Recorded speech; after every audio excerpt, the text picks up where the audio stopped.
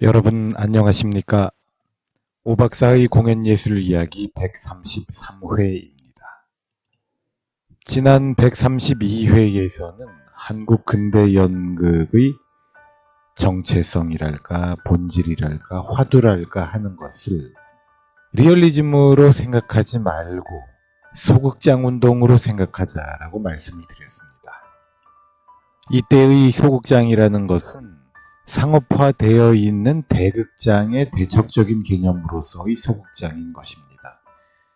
또 예전에 검열이 있던 시대에 검열을 통과해야만 하는 대극장의 공연물과는 달리 회원들을 위해서 공연하기 때문에 검열에 구애받지 않게 되는, 그래서 문제작들 또 검열을 통과할 수 없는 자연주의 작품들 같은 것들을 공연할 수 있는 그 옛날 개념의 소극장을 말하는 것이었습니다. 결국 소극장의 핵심은 상업적이지 않은 것, 순수 예술의 추구, 실험성의 추구, 스타 시스템의 반대, 이런 것들을 들어볼 수 있겠지요. 자, 그러면 오늘날 우리 대한민국에는, 특히 서울에는, 그리고 동숭동 대학로에는 여러 개의 소극장들이 있는데, 이렇게 많은 소극장들의 존재는 이러한 소극장 운동의 실현을, 구현을 나타내주고 있는 것인가? 우리 시대에 우리가 많이 가지게 된 소극장들은 그 옛날의 소극장 운동을 실천하기 위하여 만들어진 것인가? 라는 물음을 가져볼 수 있을 것입니다. 해답은 의외로 간단하죠? 오늘날 우리가 가지고 있는 많은 소극장들은 소극장 운동과는 관련이 없다라는 것이 정답이 되겠습니다. 지금의 소극장들은 그냥 공연장이 부족해서 만들어진, 공연장의 부족을 해소하기 위한 규모가 작은 공연장일 뿐인 것이지, 소극장 운동을 하기 위한 극장들은 아니다라고 보는 것이 사실상의 정답입니다. 네, 사실상이라는 말을 붙여서 조금 후퇴를 했죠. 소극장 운동의 정신은 여기저기 우리의 순수 연극 속에 스며들어가 있겠지요. 대학로 연극인들의 정신 속에 스며들어가 있겠습니다. 또 많이 그러면서도 오염이 되어 있지요. 이제는 스타 시스템이나 상업성의 추구에 대해서 부끄러워하는 분위기 같은 것은 없지 않습니까?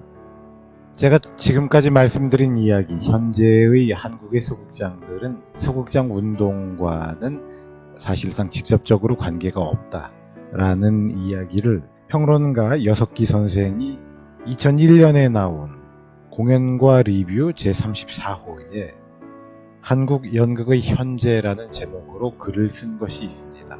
그 글의 일부를 여러분들께 소개해드리도록 하겠습니다. 이 점과 관련해서 이른바 소극장 또는 소극장 운동과 관련지어 7, 80년대의 한국 연극의 상황을 간단히 고찰하고자 한다. 60년대에 동인제 극단이 전성을 이루었을 때 광의로 이야기하자면 그것은 일종의 소극장 운동이라고 이름 지을 수 있을 것이다. 그러나 그것은 극단 운영적 성격의 소극장 연극이었지 뚜렷한 목표와 주장을 가진 운동이라고 하기 어렵다. 그 점에 있어서는 70년대에 들어와서 60년대의 동인제 극단들이 주류화 상업화 되어감에 따라 거기에 대한 대안적 연극 활동으로서 애저또 소극장, 극단 76, 기국서 80년대에도 계속 등이 전위적 실험적 소극장 운동을 전개한 바 있다. 그러나 그들의 주장과 실천이 예컨대 비슷한 시기의 일본의 실천가들 가라주로, 데라야마 슈지 등의 활동이나 영향과 비교해 볼 때 그 임팩트의 허약함을 인정하지 않을 수 없다.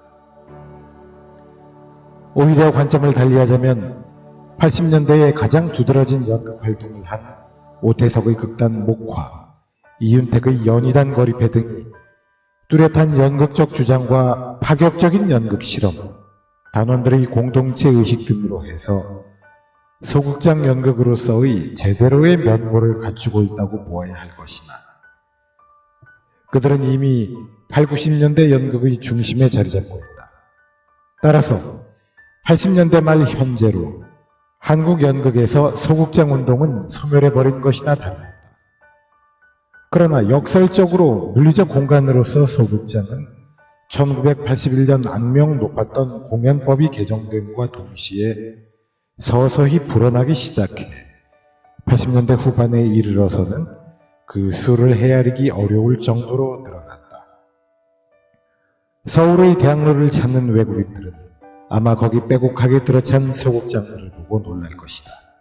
그러나 정상적 공연 활동을 하는 극소수를 제외한 대다수의 소극장은 상업적이거나 훈련되지 않은 연극 입문자의 소모성 공연 장소에 불과하며 거기에서 연극 공동체적 깨어있는 자기의식을 찾기란 매우 힘들다. 네, 오늘의 우리 시대에 우리가 보는 소극장들, 물리적인 소극장들의 정체성에 대한 평론가 6개의 지적이었습니다.